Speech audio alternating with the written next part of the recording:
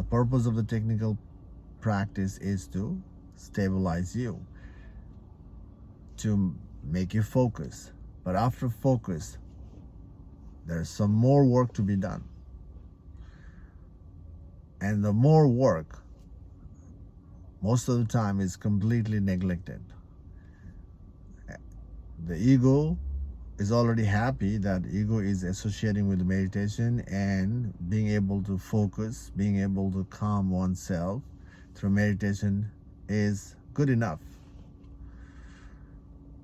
So that meditation itself is able to be in control. Do you see that? Meditation itself is done to be in control, to being in charge.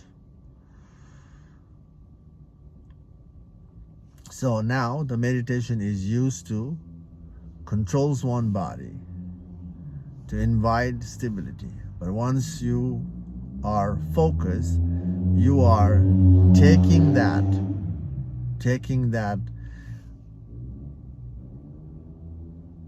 back in the world to control the world again.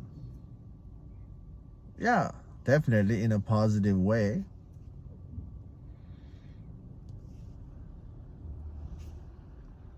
But that's not the goal of the meditation.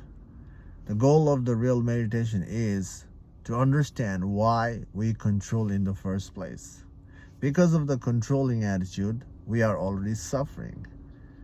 And because of the suffering, we are associated with the spirituality to be free within.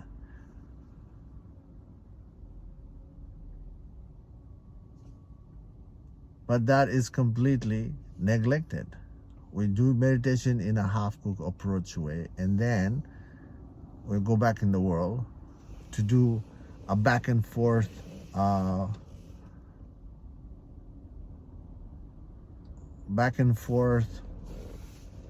movement of happiness and suffering, happiness and pain, happiness and sadness. So there is no